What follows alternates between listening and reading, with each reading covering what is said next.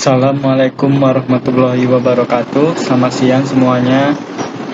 Baiklah, perkenalkan di sini nama saya Sigit Arianto, NIM C0C0181030, Prodi Akuntansi B. Di sini saya akan menjelaskan hasil dari makalah saya yang berjudul Aspek Fiskal dari Arus Barang dan Arus Modal Perusahaan. Baiklah, masuk saja kita pembahasan yang pertama, yaitu arus modal masuk. Arus modal masuk ini adalah aliran dana bersih yang diinvestasikan ke luar negeri pada waktu tertentu, biasanya 1 tahun. NCO positif berarti bahwa negara berinvestasi di luar lebih dari yang diinvestasikan dunia.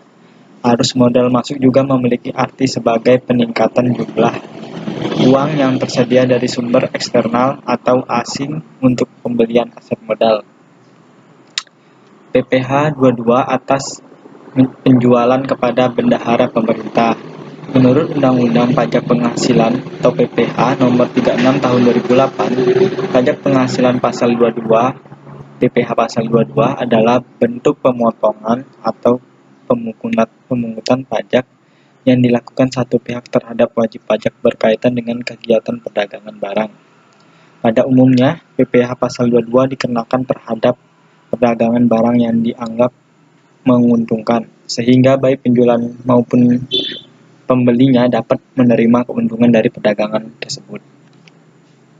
PPh 22 atas transaksi industri tertentu dan penjualan BBM, gas, dan pelumas. Produsen atau importir BBM, bahan bakar, gas, dan pelumas sebagai pemungut PPh pasal 22 atas penjualan BBM, bahan bakar gas, dan pelumas. Apabila penjualan dilakukan kepada agen atau penyalur, maka pemungutan PPh pasal 22 tersebut bersifat final. Sedangkan apabila penjualan dilakukan selain agen atau penyalur, maka pemungutan PPh 22 bersifat tidak final. PPh pasal 23 dari dividen, bunga, royalti, hadiah, sewa, dan imbal jasa.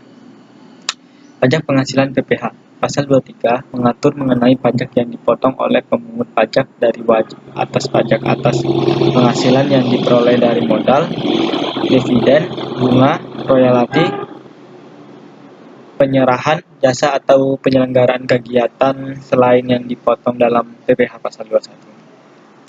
Penerima penghasilan yang dipotong PPh pasal 23, wajib pajak atau WP dalam negeri, dalam hal ini bisa orang pribadi atau badan, bentuk usaha tetap atau BUT.